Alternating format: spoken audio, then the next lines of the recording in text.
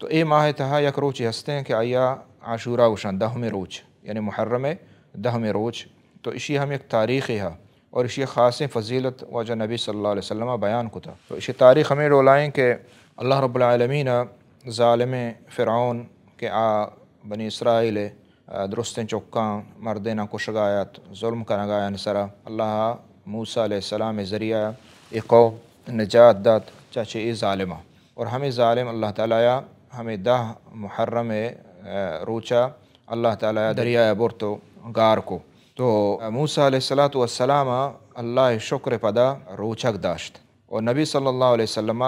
ہم روچک داشت، اور اسی روچگی دو سے دورہ گوستا یکی ہمشی کہ نبی صلی اللہ علیہ وسلم مکہ ہم روچک بیتا، مشرک ہم ایم روچ تعظیم کتا اور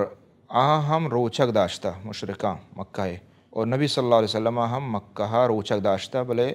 دیگر حکم نہ کتا۔ اور پدا واجہ کہ نبی صلی اللہ علیہ وسلم مدینہ آت گوڑا واجہ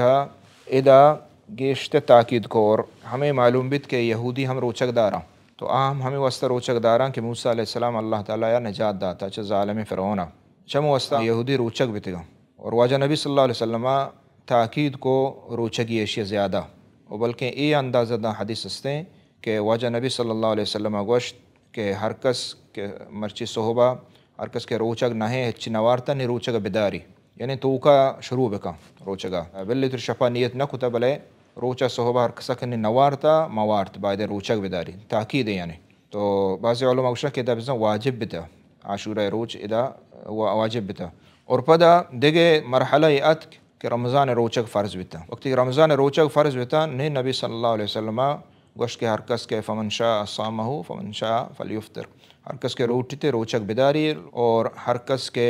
نلوٹت مداری، یعنی اچھ مراد ہمشہ کہ آئیے واجبی نہیں حلاسیں باقی مستحب اور سنتی آئیے آوتی جاگہ برقرار ہیں۔